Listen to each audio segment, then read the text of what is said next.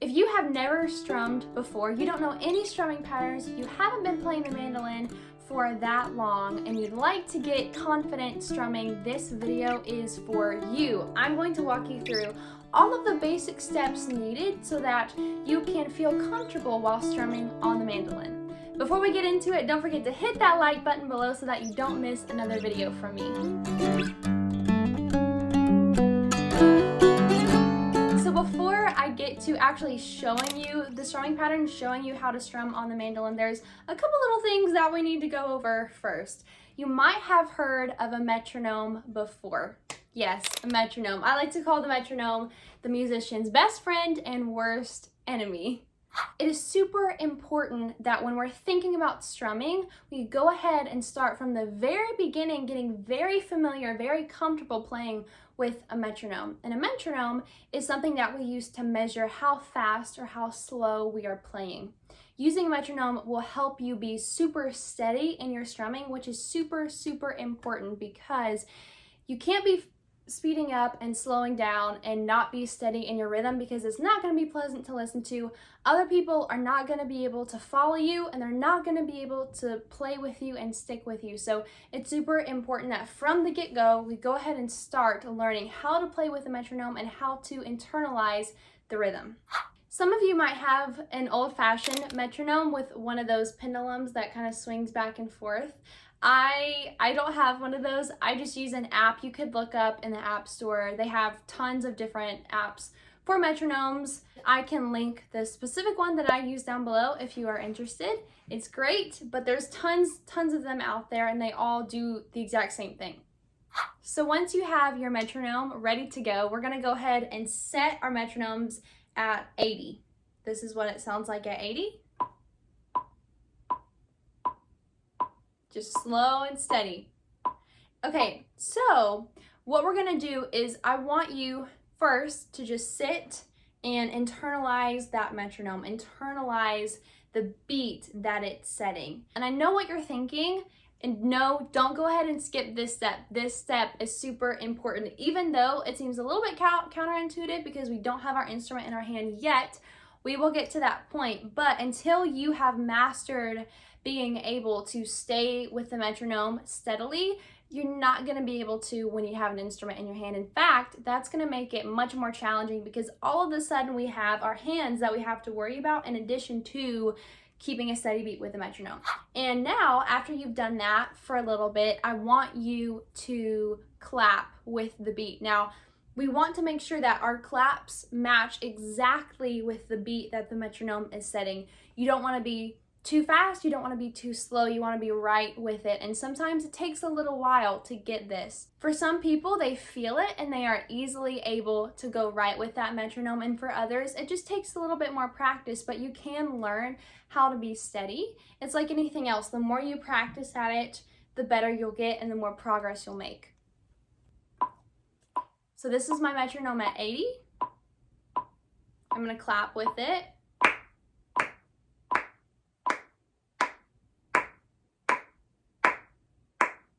Trying to be as steady as possible. And with some of these metronomes, if you are more of a visual person, they have it where you can hear it and then they also have flashing lights on every beat so you can see it and hear it at the same time, and that is super, super helpful for this step. That helps me a lot, being able to see it and hear it. So you just want to internalize it. You want to get to where you're moving your body with the beat, with the metronome. You can also sing, you can stomp your foot, just something to get your body moving with the metronome. So let's practice that. Let's count 1, 2, 3, 4 with the metronome. Here we go. 1, 2, 3, 4. 1, 2, 3, 4. 1, 2, 3, 4. Perfect. So I know for me, I have a very bad tendency to rush. Now, rushing means to get a little bit ahead of the beat. And I still fight that to this day, especially when I'm playing something fast. My natural tendency is to rush, is to get ahead of the beat. So sitting with a metronome, speaking with it is super, super helpful. And I have to consciously remember that I need to pull back. It's almost like pulling back the reins a little bit so that I stay right with the metronome and don't rush ahead of where I need to be. Another very important thing to know is that music is broken up into what we call measures. And measures have a set number of beats. And this is what determines our time signature. A time signature is how many beats are in one measure. The most common time signature that we see is 4/4. 4/4, as you might be able to guess, means that we have 4 beats in one measure. So if we take that with the metronome at 80, like we said before, each one of those clicks is 1 beat. So we're gonna count to 4, that's 1 measure, and then we're gonna start back over at 1, count to 4, another measure, so on, so forth for the majority of your song. Now, songs can be fast, songs can be slow, and we can speed up the metronome, we can slow down the metronome, depending on what song you're playing and how fast you wanna play. There's one more very important thing that we need to talk about before we get to picking up our instrument. And this thing is called subdividing. So to subdivide means to literally subdivide the beat. So if we take these 4 beats that I just explained and we subdivide them, I'm going to divide each one of these beats into 2 equal parts. So, and the way we count this out as musicians is 1, and then we say "and" in between or after the beat number. So 1 and 2 and 3 and 4 and. That would be subdividing the beat. So we're dividing each beat into 2 equal parts. And we can do that with our metronome as well. And the reason why this is super helpful is because it helps us as musicians stay exactly with the metronome, exactly where you need to be rhythmically. If we do that with our metronome, we can turn it on at 80 again.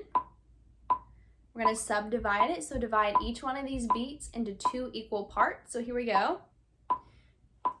And 1 and 2 and 3 and 4 and 1 and 2 and 3 and 4 and 1 and 2 and 3 and 4 and. Just like that. And you can actually just do what I just did, just sit down and with the metronome and count it out, subdivide the beat. And pretty much, honestly, this is super, super, super, super important for strumming because no matter how fast we're going, most of the time in our minds, we are subdividing the beat. We're not just listening for what the beat is, we're actually thinking, we're subdividing each beat in our mind so that we can better stay in the pocket and better stay with the metronome. Now is the time for us to go ahead and grab our mandolins. Okay, now we have our mandolins and we're ready to start strumming. So since this video is specifically about strumming, I'm not going to go into too much detail about the right hand, about the pick hand, but I will give just a brief overview of how we hold the pick. So put out your hand just like this. We're going to fold these fingers in. We're going to insert our pick kind of right there on this knuckle right there. That's where my pick sits. And our thumb is going to go on top of it, just like that. And we're going to have a little sliver of the pick sticking out, just like that. Okay, so when we strum, our arm is pretty much free. We want our wrist to be relaxed. We want our arm to be relaxed. Now, I do rest my forearm on the body of the mandolin, but all of the rest of my arm, my wrist, all of it is not resting on anything. It's just completely free. So what I want us to do first is let's just do an open G chord. So we're gonna do open G, open D string. We're gonna have our first finger on the 2nd fret on the A string, and then we're gonna have our 2nd finger on the 3rd fret on the E string. That's gonna give us an open G chord. Sounds like that. Sounds very nice and open on the mandolin. So what I want us to practice is moving our arm back and forth. We're not gonna be hitting any strings yet, just moving it back and forth. You wanna make sure that your wrist is flexible and it's not stiff. If it looks like that, might be a little bit too stiff, so just make sure that everything's nice and loose. Kind of get used to this motion. Perfect. Okay. So now what we're going to do is let's go ahead and do our G chord and just practice going back and forth over the strings. Don't worry about the sound too much yet. We're just focusing on the motion of strumming right now. So just constantly moving our arm back and forth over the strings.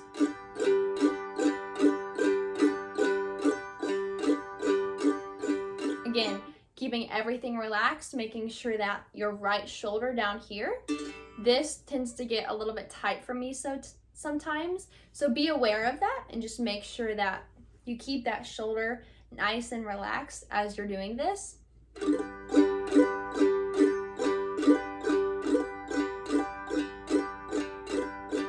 Okay, perfect. So now what we're gonna do is we're gonna go ahead and grab our metronome. See, I told you the metronome was important. We're gonna go ahead and grab our metronome. Let's just keep it at 80 and we're gonna play along with it.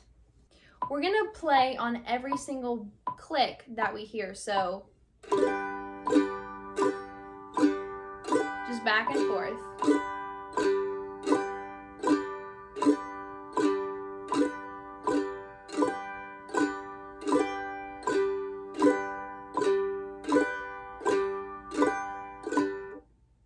Now with strumming, you might be wondering, am I supposed to hit all the strings? Do I hit them all at the same time?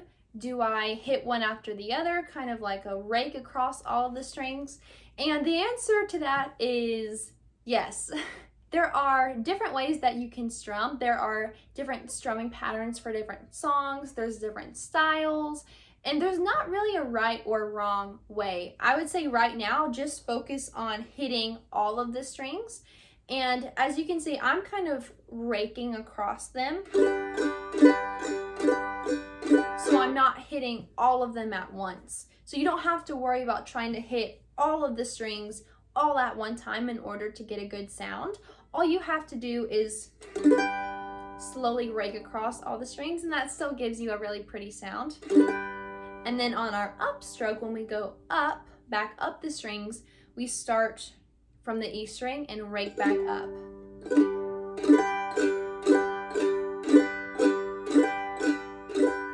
So now this is where the subdividing comes in that we were talking about earlier. Basically, when we strum, we are constantly moving our right hand. So even if it looks like it's not moving in certain strumming patterns, our right hand should always be, it's constantly in motion. It's constantly subdividing the beat. And again, this helps us stay steady. It helps us keep track of where we are with the metronome, because by constantly being in motion, we can kind of establish a pattern and a rhythm that we can, that stays consistent. And so if we go back to that subdividing thing of subdividing each of the beats into two separate parts, 1 and 2 and 3 and 4 and, that's what our right hand is going to be doing. So we're going to be moving it 1 and 2 and 3 and 4 and 1 and 2 and 3 and 4 and. So let's practice that with the metronome. So it's going to be twice as fast as before. 1 and 2 and here we go and.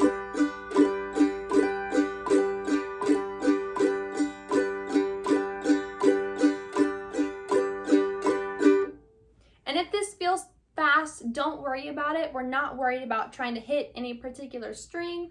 We're really not worried about the tone we're producing at the moment. All we're doing at this moment is just moving our hand back and forth with the beat, with that subdivision in mind, and just gently raking across the strings. I'm not putting any pressure on the pick. I'm not trying to play super loud. I'm trying to keep everything relaxed and just let my arm do the work of moving back and forth.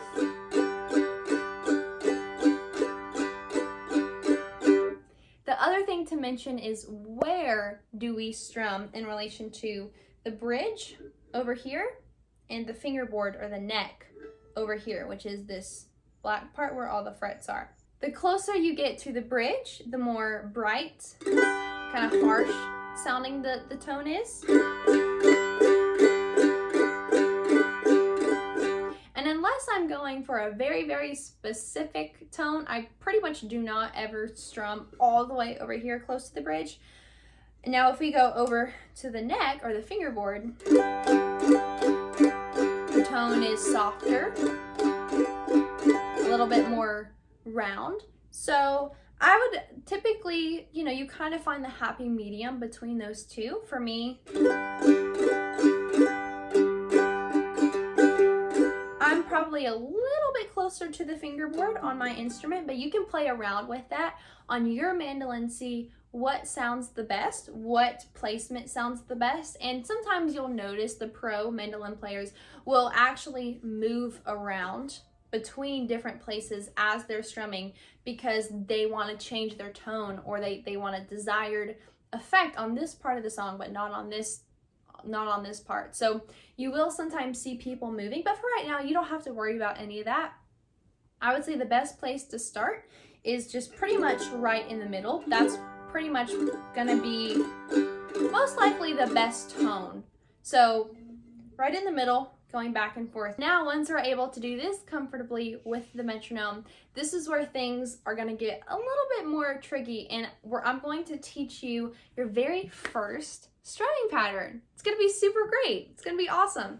So I'm gonna go ahead and play a clip of the strumming pattern that we're gonna work towards. That way you know what it sounds like. And by the way, if you don't know what a strumming pattern is basically a set way that we strum, normally for a measure. So we do this pattern for one measure, and then we repeat that pattern for another measure, so on, so forth. So it's a repetitive pattern of strumming that we do throughout a song.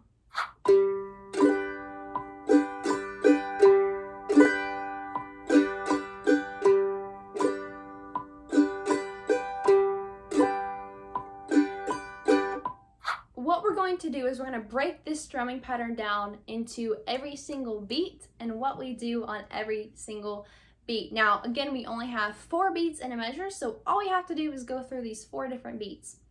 Again, our hand is constantly going to be moving. This right hand is going to constantly be going back and forth with those subdivided beats. So 1 and 2 and 3 and 4 and. Now the tricky part is we are only going to hit certain parts of that subdivision. So even though our hand is moving, we're not going to hit the strings every single time. And I'm going to tell you when you should hit the strings and when you shouldn't hit the strings. But even when you're not playing, your hand should still be moving in this direction, in this motion. What we're going to do is we are going to hit the bass note, or the lowest string, the lowest string of our chord on the very first beat. Okay, so in this case, since we're playing a G chord, we're gonna hit our open G string on beat 1. So 1 and. That's the first part of the strumming pattern. Super simple, nothing complicated, just the lowest note, which is our G string. So 1. Very, very simple. 1, and then again, since we're subdividing, this hand is gonna go back up on the and. So 1 and, okay? For the second beat of this strumming pattern, what we're going to do is we're going to hit the whole chord. We're going to hit the full chord on beat 2. So we're going to have 1 and 2 and. Okay? So we're hitting the bass note, and then we're hitting the whole chord on beat 2. And in between, our right hand is going to go back up because we're subdividing. So it's constantly moving. 1 and 2 and 3 and 4 and bass note, full chord. That's our first 2 beats. So let's just practice that a couple times together. 1 and 2 and. Here we go again. And 1 and 2 and. One more time. 1 and 2 and. Perfect. Okay, see, not so bad. Not so bad so far. These last 2 beats is where things get a little bit more tricky, but you can totally handle it. So this time for beat 3, we're not actually gonna hit the chord on beat 3. We're gonna hit the chord on the and of 3, okay? So that means because it's on the and of 3, with our hand moving back and forth, we have down, up, down, up, down, up, down, up. That means we're gonna hit the and of 3 with our up stroke, with going up, because our hand is going down on the actual beats on 1, 2, 3, 4, and then our hand is going up on the ands, on the 1 and 2 and 3 and 4 and. So if we start from the beginning of the strumming pattern, 1 and 2 and 3 and. So that's where it kind of feels weird. Feels a little bit weird. So 1 and 2 and 3 and. And on the and is when we hit our full chord. And then for the final beat, for beat 4, we're gonna hit on both the, whoop, I just dropped my pick. That happens quite frequently as a mandolin player. That's okay. So we are going to hit on beat 4 and on the and of 4. So this last one, we're hitting on beat 4 and on the and. 4 and. Full chord. 4 and. Okay? Let's put that all together slowly so we can hear what this strumming pattern is going to sound like. 1, 2, 3, 4. 1 and 2 and 3 and 4 and 1 and 2 and 3 and 4 and 1 and 2 and 3 and 4 and 1 and 2 and 3 and 4 and. Perfect! Just like that. That is your very first strumming pattern. And the good news is this strumming pattern can be used with so many different songs, so many different genres. It is a super versatile strumming pattern and one that you can pull out of your back pocket pretty much at any time. There's one more little thing that we can do to spice this strumming pattern up just a little bit, and that is to focus on the higher end of our strings when we are playing on the and of 3, the 4 and. So we have the bass on beat 1, whole chord on beat 2, and then maybe kind of focus more on the A and E strings on the and of 3, and then maybe the full chord on 4, and then the higher strings on the and of 4, just to make it even more complicated for you. So 1 and 2 and 3 and 4 and 1 and 2, 3 and 4 and 1 and 2 and 3 and 4 and 1 and 2 and 3 and 4 and. Now you don't have to get too specific with this. It doesn't make just a huge difference. It's just a tiny little thing that helps the overall kind of sound that we're producing, so it's not just a full chord every single strum, but there's a little bit more nuance to it. It's a little bit more pleasant on the ears. So again, we're gonna practice this with the metronome. Again, this is why I said at the beginning, the metronome is your best friend and your worst enemy, because it's great, it's super helpful, but it also is not fun to practice with, and I find myself all the time wanting to get out of practicing with metronome, but you know what? It is super helpful. That's what's gonna make you a very sturdy, steady musician. Someone that people are gonna wanna play with because you're steady, and that's because you practiced with the metronome from the very beginning. So let's go ahead and pop that on at 80 once again. Okay, here we go. 1 and 2 and 3 and 4 and 1 and 2 and 3 and 4 and 1 and 2, 3 and 4 and 1 and 2 and 3 and 4 and. So you can practice that with the metronome. That does speed it up quite a bit, and it might take a little bit of time for you to get this under your belt, but this is a really great first strumming pattern. And as you can see, Your hand is constantly moving, and that helps us stay right with that metronome because our hand is always moving, and all we're doing is accenting or playing certain notes at certain times to create the desired effect.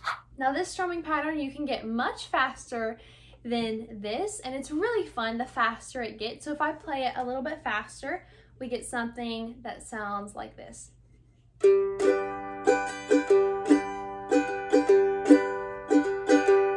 can change chords.